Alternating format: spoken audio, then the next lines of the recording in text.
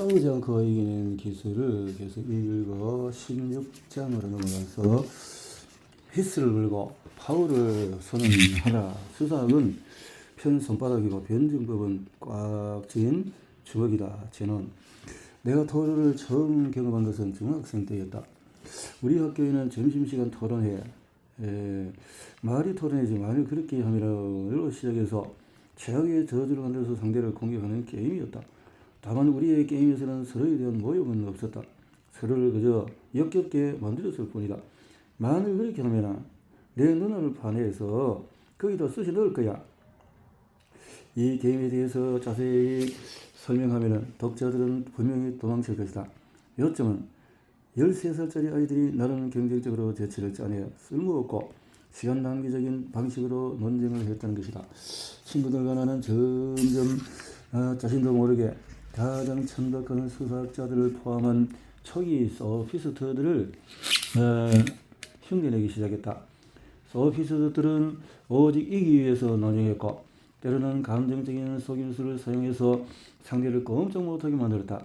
여기서부터 개변이라는 용어가 시작이 되었으며 수사학이 그다지 좋은 평가를 얻지 못한 이유도 이 때문이었다. 소피스트리 그들의 목적은 토론이 아니라 이기는 것이었다. 이는 수사학에서 가장 큰 반칙에 해당한다. 즉 논쟁을 소모적인 싸움으로 전락시켰다. 하지만 싸움은 수사학에서 저지를 수 있는 그의 유일한 반칙이기도 하다. 스포츠 경기에서는 심판의 히스를 부려야만 파울이 제적된다. 이는 논쟁에서도 마찬가지다. 하지만 상대가 논리적 오류를 범한 순간 이를 지적하는 것이 어떤 도움이 될까? 논쟁의 목표는 설득이지 정답 찾기가 아니다. 순수한 논리의 세계는 잘 짜여진 어린이 축구팀 같아서 엄격한 규칙을 따르므로 아무도 다치지 않는다. 하지만 논쟁은 태클을 허용한다. 상대가 태클을 걸면 나도 태클을 걸어야 한다. 상대만 태클을 걸 수 있는 경기에는 아무도 출전하고 싶지 않을 것이다. 논쟁에서는 논리의 규칙만을 고집하다가는 어이없이 패배하고 만다. 규칙을 중시하는 나와 반칙도 불사하는 상대가 만났을 때 누가 이길 확률이 높을까? 설득의 세계에서는 상대의 논리적인 오류를 지적할 이유가 없다. 오히려 그 오류를 잘 활용하기 위해서 전략을 짜야 한다. 설득의 세계는 논리적 오류를 얼마든지 허용한다. 설득의 세계 목표는 오직 설득이기 때문이다. 철학자 제논이 변증법을 꽉 쥔 주먹이로 한 것은 변증법이 형식 논리학의 규칙을 완벽하게 따라야 하기 때문에 뭔가 빈틈이나 물샐 틈이 없음을 비유하기 위해서였다. 그가 수사학을 편 손바닥이라고 한 것은 수사학이 임기응변, 융통성, 다양한 변형에 열려있음을 비유하기 위해서였다. 수사학이 편 손바닥이라면 설득의 세계는 활짝 편 손바닥이다. 힘의 오류. 어릴 적 현행했던 가족 간의 논쟁을 예로 들어보자. 부모는 아프리카에서는 우리도 오늘 또 아이들이 굶어 죽어 있던 거 아니? 그런데도 식사를 남기는 것이 가당키나 하다고 생각하니? 하지만 이 부모의 말은 논리적인 오류를 범하고 있다. 증거 결론으로 이어지지 않는다. 훈계를 듣고 있는 아이가 밥을 남기지 않는다고 해서 인류의 기여 문제가 정식될 가능성은 거의 없다. 논리학에서 비논리적인 사고를 금지하는 반면에 수사학에서는 허용된다. 아프리카 아이들이 굶어 죽어 있다는 주장은 논리적인 오류를 갖고 있지만 감정적으로는 받아들일 수가 없다. 부모는 인류의 기여 문제를 정식시키기 위해서가 아니라 자녀에게 죄책감을 느끼게 하기 위해서 이 주장을 꺼내들었다. 따라서 완벽한 논리적인 주장은 아니었지만 아이가 그 오류를 인지하지 못했다면 설득의 세계에서는 꽤 효과적인 감정 호소 전력이 될 수가 있다. 어쩌면 이의 시에서 부모는 아이를 설득하기 위해 힘의 오류를 의도적으로 사용한 것인지도 모른다. 힘의 오류란 힘과 권력을 가진 사람이 원하기 때문에 당연히 좋은 것이어야 한다고 말하는 것이다. 직장동료 사장님 원하니까 우리도 해야 할 것 같은데요. 당신령은 결정을 내리자는 건가요? 아니면 그냥 아부하자는 건가요? 하지만 잠시 생각해보자. 이런 답변이 정말 적절한가? 사장이 해당 비즈니스에 대해서 누구보다도 잘 알고 있다면 어떨까? 그의 결정을 신뢰하는 것이 그렇게 나쁜 생각일까? 권위에 호소하는 것은 논리적인 오류일 수 있지만 중요한 에토스의 도구이기도 하다. 사장이 앵커리지로 회사를 이전하는 것이 좋겠다고 생각하고 있고 그가 통찰력 있는 사업가라면 앵커리지 이전이 좋은 아이디어일 확률이 높다. 바로 여기서부터 순수한 논리와 수사학적인 로고스가 갈라진다. 설득을 위한 대화와 논쟁에서는 옳고 그름이 아니라 가능성이 높은 것과 낮은 것이 치열한 전투를 벌인다. 평소에 사정이 유능하고 새로운 사업에 대한 감각이 뛰어난 인물로 평판이 높다면 위의 예시문에서 직장 동료는 신우 오류를 무릅쓰고 당신을 설득하기 위해서 사장을 동원한 것이다. 논쟁할 가치가 없는 것은 논쟁하지 마라. 논리를 중시하는 부모는 자녀가 자기 또래를 권위자라고 하면 이를 어리라고 생각한다.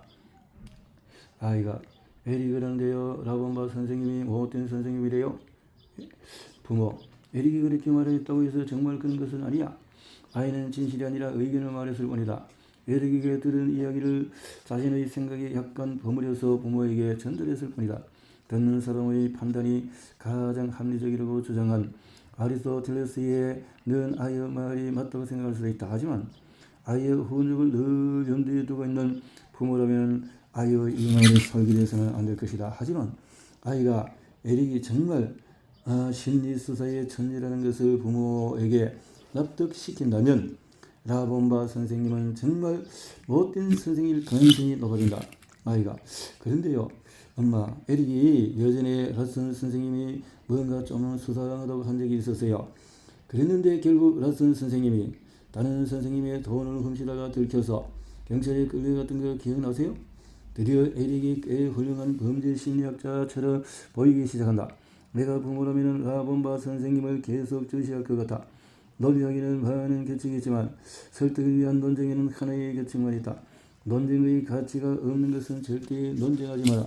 설득의 세계에서는 당신이 원하는 결론에 이르지 못하도록 방해하는 모든 행위가 반칙으로 간주될 뿐이다.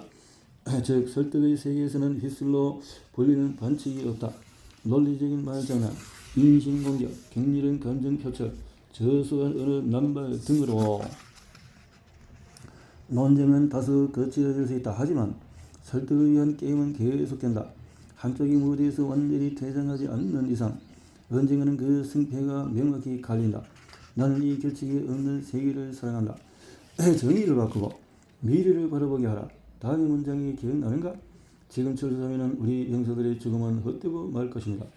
이 문장에 왜냐하면을 삽입하면 결론을 찾아낼 수가 있다. 지금 철수하면 안 됩니다. 왜냐하면 우리 병사들의 죽음이 헛된 것이 되고 말기 때문입니다. 하지만 증거는 명확하지가 않다. 이 주장을 들은 사람은 철수하거나 철수하지 않는 것 중에 하나를 선택해야 한다. 그런데 사람들의 선택을 끌어내기 위한 증거는 매우 모호하다. 철수하지 않고 전쟁을 계속해야만 병사들의 희생이 더 값진 의미를 갖는가? 철수하지 않고 전쟁을 계속하면 승리의 여신이 우리에게 결국 미소를 지을 것인가? 위의 주장은 승리의 가능성 여부에 대해서는 침묵하고 있다. 기업에서도 이런 실수를 곧잘 저지른다. 공격적인 CEO들은 실패한 투자에 계속 자금을 투입한다. 인수한 부실 기업에 계속 희생 자금을 들이붓는다. 경제학에서 매몰 비용이라고 부르는 실패한 투자에 대한 지속 투자의 오류를 반복하다가 결국 파산에 이른다. 상대에게서 이 같은 논리적인 오류들을 발견했을 때는 습관적으로 다음의 전력을 떠올려라. 정의를 바꾸고 미래를 바라보게 한다. 그리고 사람들의 감정에 호소하라. 당신의 멋진 반박은 우리 병사들의 희생을 어떤 경우에도 헛된 것이라고 표현해서는 안 됩니다. 여기서 전쟁을 깔끔하게 끝내는 것도 순국한 용사들을 기리는 용기 있는 방법입니다. 상대의 핵심 키워드는 철수이다. 그리고 상대는 철수를 수치스러운 일, 희생한 병사들을 모독하는 일로 정의했다. 하지만 반박이 나선 당신은 철수를 전쟁을 깔끔하게 끝내는 것으로 재정의했다. 그리고 이를 듣고 있는 사람들은 전쟁을 깔끔하게 끝내는 것도 용기라는 당신의 호소에 마음을 움직인다.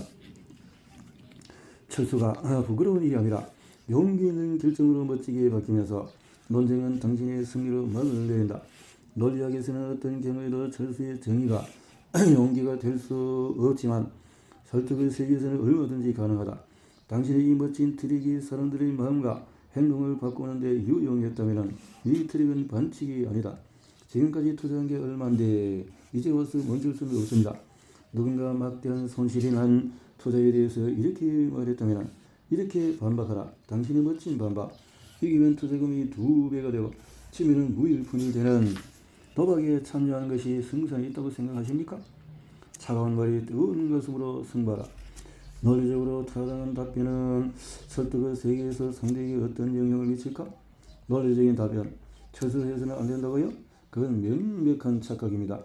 전쟁에서 치면은 더 많은 병사들의 죽음이 헛된 희생이 될 겁니다. 분명히 논리적인 답변은 당신을 냉철한 이성의 소유자로 비치게 한다. 하지만 상대에게 인간미를 전하지는 못한다. 감정을 조작하고 인신공격이 난무하는 설득의 세계에서 로고스만으로는 사람의 마음을 얻어내기가 힘들다.